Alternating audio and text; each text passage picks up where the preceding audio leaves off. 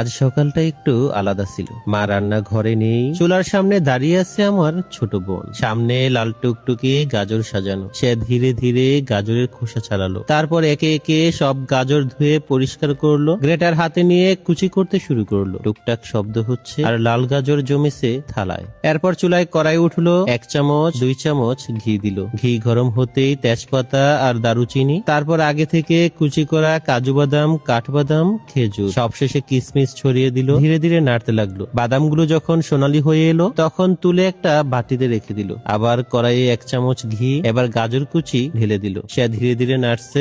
গাজর নরম হচ্ছে, রংটাও গাঢ় হচ্ছে। চিনি পড়তেই গাজর একটু পানি ছাড়লো। রংটা তখন একদম জকজকে লাল। আগেই গরম করে রাখা দুধ থেকে 3 থেকে 4 চামচ ছড়িয়ে দিল। গাজর আর দুধ একসাথে মিশে একটা হালকা নরম ঘন ভাব তৈরি করলো। তারপর 1 চিমটি লবণ। আমি বললাম, লবণ কেন? সে হেসে বলল, মিষ্টি ঠিক করার জন্য। ঢাকনা দিয়ে কিছুক্ষণ রেখে দিল। এরপর দেওয়া হলো নারিকেল কুচি, ভেজে রাখা বাদাম আর কিশমিশ, তারপর গুঁড়ো দুধ। আরো কিছুক্ষণ নেড়ে যখন রান্না করলো দেখে বুঝলাম হালুয়া ঠিক মতোই হয়েছে। আসলে রান্না শুধু শেখা না, চুপচাপ দায়িত্ব নেওয়ারও একটা নাম। গাজরের হালুয়া রেডি, এখন শুধু পরিবেশন। আপনাদের বাড়িতেও কি এইভাবে গাজরের হালুয়া তৈরি করে? কমেন্টে জানাবেন। আমার বোনের রেসিপিটি যদি ভালো লেগে থাকে একবার হলেও ট্রাই করবেন। সবাই ভালো থাকবেন, সুস্থ থাকবেন। আল্লাহ হাফেজ।